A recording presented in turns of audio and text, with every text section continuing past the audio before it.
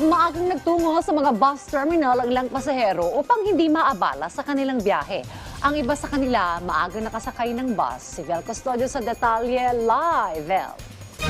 Dayan, inaasahang lolobo pa ang bilang ng mga biyahero sa isang bus terminal dito sa Cubao mamayang gabi. Kaya naman ang ilang mga biyahero ay inagahan ng pumunta dito sa bus terminal. Patungong Laguna si Lani. Mag-aalas 6 pa lang ng umaga, dumating na siya sa isang bus terminal sa Cubao. Sa loob ng 10 minutong paghihintay, dumating na agad ang bus na sasakyan niya.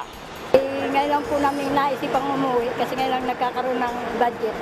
Mula Pangasinan, bumiyahe pa patungong Cubao Bus Terminal si Jacqueline kasama ang kanyang mga anak para umuwing Quezon Province upang magdiwang ng Pasko. Hindi kagaya ni Lani, mahigit 4 na oras nang naghihintay ng biyahe si Jacqueline.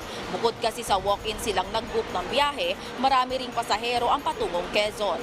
Kaninang mga to, andito na po kami. Tapos anong oras daw po ang biyahe? Wala pa naman pong ginagawa. Weekend po kasi ng mga bata.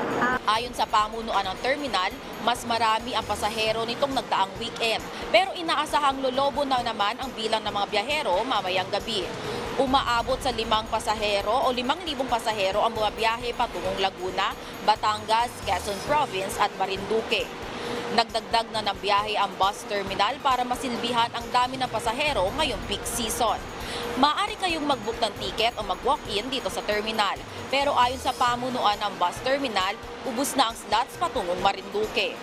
Dayan, sa ngayon mapapansin nyo ay bagamat maluwag pa ang bus terminal, nagdagdag na ng mga upuan dito sa likod ko. Ito ay para masilbihan yung inaasahang ang dami ng pasahero, lalo na habang papadalim o habang mamayang gabi. Balik sa iyo, Dayan. Maraming salamat, Vel Custodio.